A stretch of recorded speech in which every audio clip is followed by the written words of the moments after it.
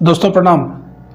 एक बार फिर से आप सभी देशवासियों का हम अपने कवि संतोष चैनल पर हार्दिक स्वागत करते हैं और शहर से बहुत खुशी के साथ आप सभी देशवासियों का अभिवादन वंदन करते हुए आप सबको बताना चाहते हैं कि फेसबुक पर, ट्विटर पर, इंस्टाग्राम पर और यूट्यूब पर आप लोग जो प्यार देते हैं इसके लिए आपका अपना संतोष बहुत बहुत आभारी और ऋणी है। दोस्तों, एक प्रकरण पूरे देश में बहुत तेजी से चल रहा है। वो क्या है? ताड़ना।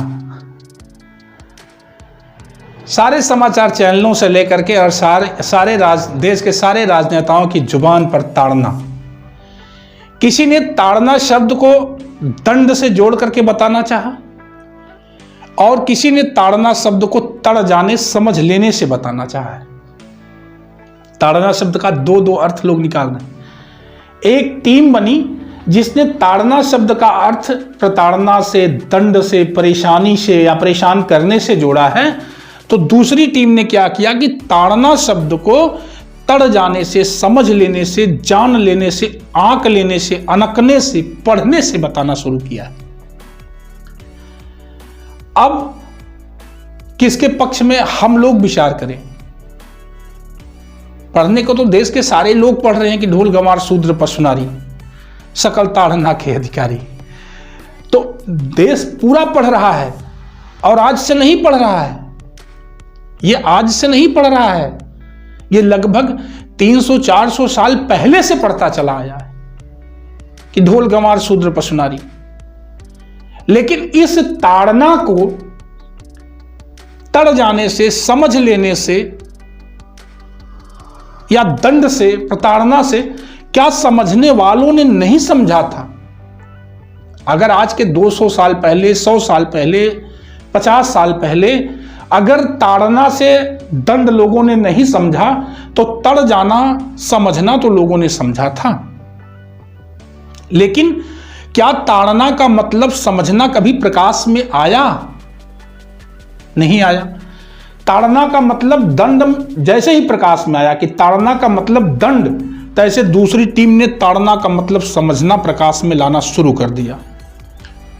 और इतने नहीं किया, फिर वर्ण व्यवस्था, मनुस्मृति के जमाने से ही देश की सारी जातियों को वर्णों में बांटा गया। सिर्फ इसलिए बांटा गया कि पॉपुलैरिटी बढ़ रही है, जनसंख्या बढ़ रही है, जनसंख्या का विभाजन वर्णों के आधार पर किया गया। और मेरी समझ से कि बेहतर संचालन समाज का तब भी हो रहा था जब 4 वर्णों में देश को या देश की जनता को बांटा गया, विभाजित किया गया और चारों वर्णों को उसके जाति के अनुसार उसको काम दिया गया, उसको जीने, रहने, सीखने, पढ़ने की व्यवस्था दी गई, उसको सेवा की व्यवस्था दी गई, रक्षा की व्यवस्था दी गई, कृषि कार्य की व्यवस्था दी गई, पढ़ाई की व्यवस्था दी गई। तो वर्णों में बांट करके अगर मनुस्मृति के हिसाब से देश का संचालन हुआ तो कहीं ना कहीं से यह भी सत्य था कि वर्ण व्यवस्था में भी देश सकुशल, सही था, स्वस्थ था, देश की व्यवस्था तंदुरुस्त थी।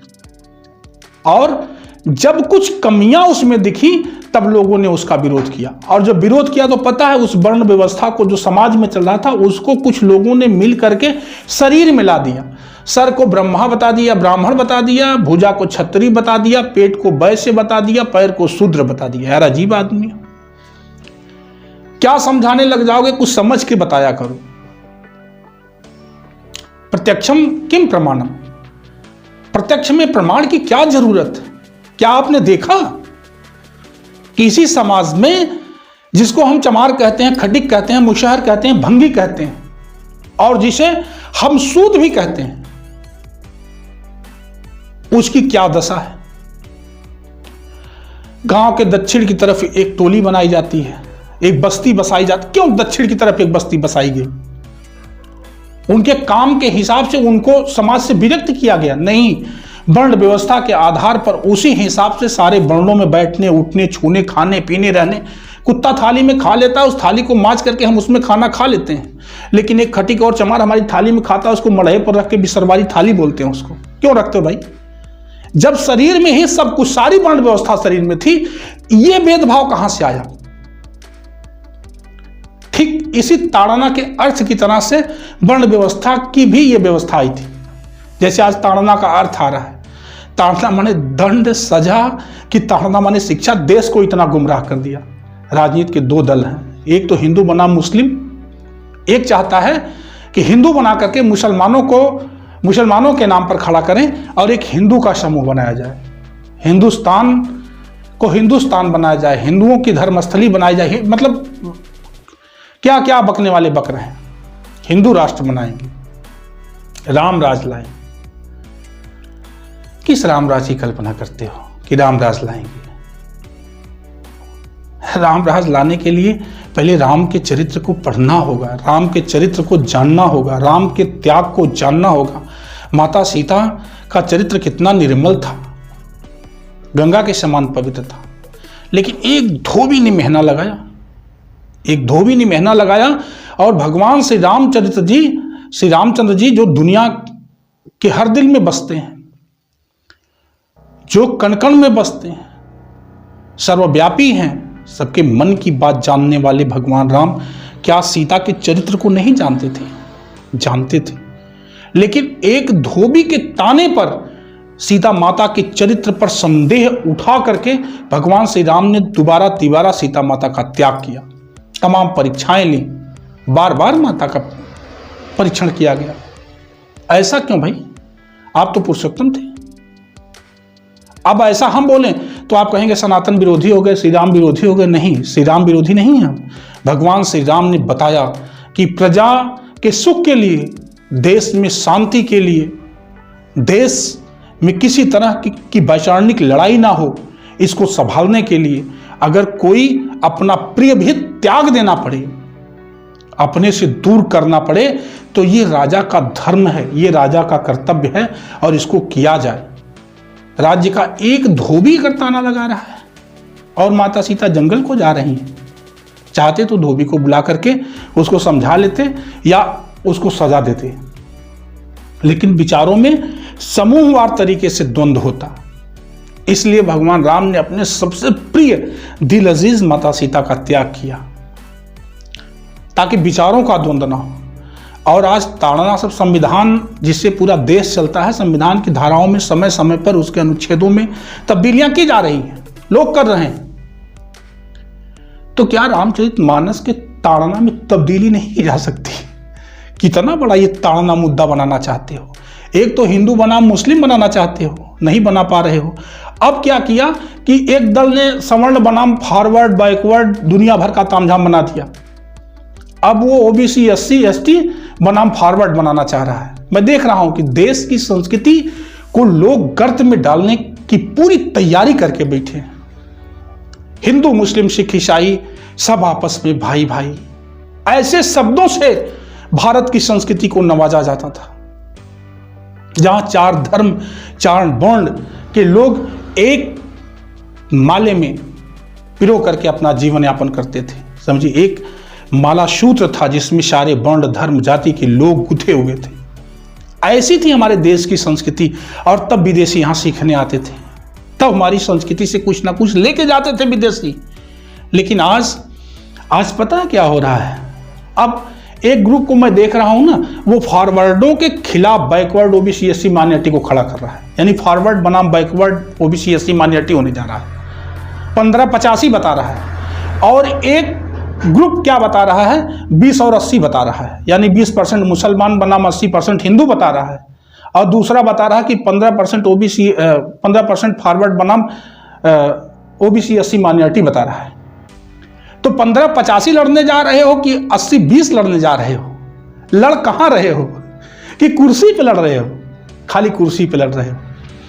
चाहे 1585 लड़ रहे हो तब भी कुर्सी पे लड़ रहे हो, 80-20 लड़ रहे हो तब भी कुर्सी पे लड़ रहे हो। छी, कितनी गंदी बात है। पहले सोचो, शर्म करो, शर्म आनी चाहिए। चाहे हम ठाकुर पंडित से लड़ने जा रहे हैं तब भी हम कुर्सी की लालच में लड़ रहे हैं, और हम मुसलमान हिंदू बन के लड़ने जा रहे हैं, मुसलमान भाइयों से लड़ने जा रहे हैं, तब भी खाली कुर्सी की लालच में लड़ने जा रहे हैं।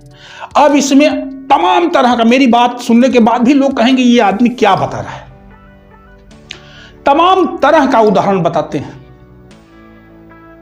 किसी मुसलमान ने ये हत्या कर डाली, वो हत्या कर डाली, यहाँ किया वहाँ किया, उसका प्रपंच, दुनिया भर का आतंकवाद, दुनिया भर की डायरी सूची निकाल करके मेरे इसमें कमेंट करेंगे, ऐसा किया। किसी जिनको हिंदू बना मुसलमान करना है, वो मुसलमानों कमी निकाल करेंगे। कुछ लोग अब करेंगे पंडित ऐसा किया, पंडित वैसा किया, ये किया वो किया, ऐसे समाज को बांटा। पढ़ा लिखा 3000 सालों से पढ़ने का अधिकार इसको था। आखिर जब ये पढ़ा लिखा इतना था तो समाज में ये जो गड़बड़ियां आई, इस पे सफाई आज क्यों पंडित दे रहा है? 3000 बरस पहले से पढ़ता चला आया, जो 300 साल 400 साल पहले से पढ़ाई लिखाई में माहिर रहा हो, परिपक्व रहा हो, वो ये सफाई, ये गलतियां निकाल करके दूर क्यों नहीं किया? ये सब क्या चल रहा है देश में? धुंध की नई तैयारी चल रही है। देश की बेरोजगारी, महंगाई, देश की समस्या, युवाओं की समस्या, ये चर्चा का विषय होना चाहिए। मेरी समझ से क्रमवार तरीके से अगर देखा जाए तो बड़ी किताबों के अध्ययन के बाद मुझे मिला कि वास्तव में जो भी कुछ चल रहा है, जितने भी दल के लोग यहाँ खड़े हैं, सारे लोग अपनी अपनी मानसिकता से सिर्फ जनता के मत को साधने का काम कर रहे हैं। और भोली भाली जनता जो मेरा वीडियो ये सुन रही है, उससे हम निवेदन करेंगे, सम्मान मतदान, सम्मान मतदान, बिना ध्यान दिए अगर आप देते हैं तो समझिए आप नुकसान कर रहे हैं। दान, मतदान और सम्मान, ये तीनों चीज आपके ध्यान की चीज है। पहले आप सोचो कि आप किसको दान दे रहे हो। अगर आवश्यक व्यक्ति को, जिसको उसकी आवश्यकता समझ में नहीं आती है, ऐसे व्यक्ति को दान करने का मतलब आप मूर्ख हो। ऐसे व्यक्ति को कभी दान मत करो जिसको उसकी आवश्यकता नहीं है, जो वास्तव में गरीब नहीं है, जो उसका पात्र नहीं है। ऐसे व्यक्ति को दान नहीं, और ऐसे व्यक्ति को सम्मान नहीं जो देश को बांटना और तोड़ना चाहता हो, जो जातियों में हमें टुकड़े टुकड़े करता हो, जो हम में आप में भेद करता हो। उसकी थाली में कुत्ता खाता है, वो उस थाली को मांझ करके भोजन कर लेता है, लेकिन चमार अगर उस थाली में खा लिया, खटिक मुसार भंगे उस थाली में खा लिया, उस थाली को बाहर कर दे रहा है। जात पात के इस द्वंद में डालने वाले ऐसे व्यक्ति को कभी सम्मान नहीं। और मतदान, जातियों में जिस दिन नशे में बढ़ करके अगर आप वोट करोगे ना, यही दशा होगी। किसी को जात का नशा, किसी को धर्म का नशा, किसी को शराब का नशा, किसी को पैसे का नशा। मतलब ये नशा सोचो नेताओं ने कैसे हमको दिया है। 70 साल की आजादी में किसने शासन नहीं किया? बांटा, जाति धर्म में सबको सबसे लड़ा दिया। गर्व से कहो हम हिंदू हैं। 70 साल में जातियों और धर्मों में बढ़ते हमारे देश के टुकड़े टुकड़े हो गए। श्रीलंका से लेकर के नेपाल तक हमारा शासन था, यहां तक हमारे देश की सीमाएं फैली हुई थी। लेकिन आज सोचो इस भारतवर्ष में कितने देश बंटे, सिर्फ जातियां और धर्म बांटने के चक्कर में हमने देश को तोड़ा और बांटा है। क्या यही होना है आगे? देश की व्यवस्था पर विचार करो। और युवाओं से हमारा निवेदन है, फिर से बार बार आग्रह करते हैं कि मुझे सुनने वाले युवा साथी, आप लोग सोचो, सिर्फ सोचो, हिंदू बन रहे हो कि मुसलमान बन रहे हो, कि देश के लिए आप लोग मोहरा बनाए जा रहे हो। बेरोजगारी और शिक्षा की जो दशा है, जो देश की दशा है, ये हमारे अकेले के लिए नहीं, सबके लिए, सारे मित्रों के लिए विचारणीय विषय है। सारे लोग इस पर विचार करो। अच्छा लगे तो स्वतः की सोच समझ से निर्णय लो। मतदान के समय जातियों में मतदान मत करो, धर्म के नाम पे मतदान मत करो। आपका प्रत्याशी बुद्धिजीवी होना चाहिए, सामाजिक होना चाहिए, सोशलिस्ट होना चाहिए। वास्तव में जो जमीन से जुड़ा हुआ प्रत्याशी है उसके लिए वोट करो। वो जाति का चाहे जिस जाति का हो, चाहे जिस धर्म का हो, उसके जाति धर्म से मतलब नहीं है। अगर वो प्रत्याशी अच्छा है, ऐसे प्रत्याशी का चयन करो। पार्टियों में अपने आप को मत बांटो, वादी मत बनो, कोई भी वादी मत बनो। यह निवेदन हमारा देश के तमाम युवाओं से जाता है। और सोचने की बात है, विचारो। किसी तरह का जंग है ये नहीं है, ये तो सिर्फ हमारे आपके दिमाग को कन्वर्ट किया जा रहा है, भटकाया जा रहा है, ताड़ना में ले जाकर के, हिंदू मुसलमान में ले जाकर के, बैकवर्ड फॉरवर्ड में ले जाकर के, ये हमारे आपके विचारों को मोड़ दिया जा रहा है, बस और कुछ नहीं। आप समझ सकते हो कि कौन अच्छा नेता है, किसके लिए हमें काम करना चाहिए। अगर हम राजनीतिक व्यक्ति हैं, राजनीतिक पर्सन हैं, हमें राजनीति से लगाव है, तो उस राजनीतिक परिक्षेत्र में हमें किसके लिए वर्क करना चाहिए, क्या इतना सेंस आपके पास नहीं है? आप सोच समझ सकते हो। नकालों से सावधान, देश को बचाइए। राष्ट्रहित के लिए अगर आप जगते हैं, सोचते हैं तो बहुत अच्छी बात है। तमाम किताबों के अध्ययन के बाद किताबों को क्रमवार तरीके से अगर हम दिखाएंगे तो आप भी हैरत में रहेंगे। ऐसा नहीं कि अध्ययन किया जाता, पर ये बाइबिल है, ये बाइबिल है, ये आप देख सकते हैं, ये बाइबिल है। बाइबिल का भी अध्ययन किया तो अब आप लोग कहेंगे कि सनातन को बुरा कर रहे हैं, इसका मतलब नहीं। मैंने मनुस्मृति का अध्ययन किया, मैंने भागवत का अध्ययन किया, मैंने रामायण रामचरितमानस का अध्ययन किया। वाल्मीकि जी ने अपने रामायण की पहली लाइन में लिखा कि इक्ष्वाकु वंशे प्रभो रामो नाम जनैः सुतः। इक्ष्वाकु वंश में भगवान रामचंद्र जी का जन्म हुआ था, ऐसा लोगों के द्वारा सुना जाता है। यानी सुनी हुई कहानी वो रामचरितमानस में लिख रहे हैं।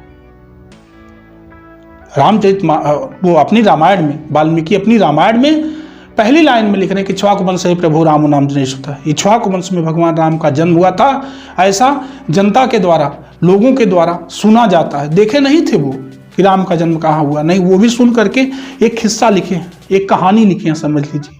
और प्रचलन की कहानियां, जिसे हम कहते हैं कि किसी ने कह दिया काल्पनिक है, रामचरितमानस काल्पनिक है, रामायण काल्पनिक है। यार काल्पनिक निश्चित रूप से, अगर कोई कभी कलम उठाता है और कुछ भी लिखना चाहता है तो उसमें कल्पनाएं हैं, इसमें कोई दो राय नहीं। बल्ब अगर किसी ने बनाया, कहने के लिए आज चमकता है, उसी की लाइट में हम काम कर रहे हैं। मोबाइल अगर किसी ने बनाया तो पहले कल्पना करी होगी, फिर इसको बनाया। ये भी काल्पनिक कहते हैं तो कोई बुरी बात नहीं, बस ये दिख रही है हमको सामने। तो जो कल्पना के बाद दिखने लग जाए ना, समझ लो प्रत्यक्ष हो गई, प्रमाणित हो गई। और जो कल्पना के बाद भी ना दिखे तो वो काल्पनिक कह लेने में कोई बुराई नहीं है। आत्मा का प्रवास, इस किताब को भी पढ़िए, निश्चित रूप से कुछ अलग होगा। कबीरदास जी एक ऐसे संत थे, ये देखिए आप, कबीरदास की ये किताब है, इसमें है कबीर बाणी अमृत संदेश, कबीर बाणी अमृत संदेश, ऐसी किताबें हैं। तो इन सारी किताबों को पढ़ने के बाद कुछ अलग से आप सोचने के लिए निश्चित रूप से, कबीर भी एक अच्छे विचारक थे, रैदास भी एक अच्छे विचारक थे, वाल्मीकि भी अच्छे विचारक थे, तुलसीदास भी अच्छे विचारक थे। लेकिन सबके विचारों से एक रस है, एक सामाजिक समरसता का संदेश है। उसको पढ़ने के बाद आप लोग कलेक्ट करिए, अध्ययन करिए। इन्हीं बातों के साथ हम अपने इस वीडियो को विराम देते हैं। अगले वीडियो को जल्द लेकर के आप लोगों के बीच मिलेंगे। तब तक आप सभी लोगों से अलविदा, नमस्कार, गुड बाय। और उम्मीद करते हैं कि बात अच्छी लगेगी तो एक दूसरे तक आप लोग जरूर शेयर करेंगे।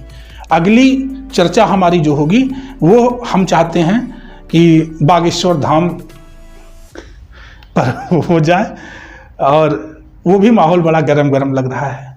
लेकिन इन सारे माहौलों पर जब तक हम गहराई से तफसीस नहीं करते हैं, तब तक हम चाहते हैं कि आप लोगों के सामने ऐसे ही फेक वीडियो टाइप की कुछ बात ना रखें जिससे आपको लगे कि ये गलत हो रहा है। सबको नमस्ते, प्रणाम, जय हिंद, जय भारत।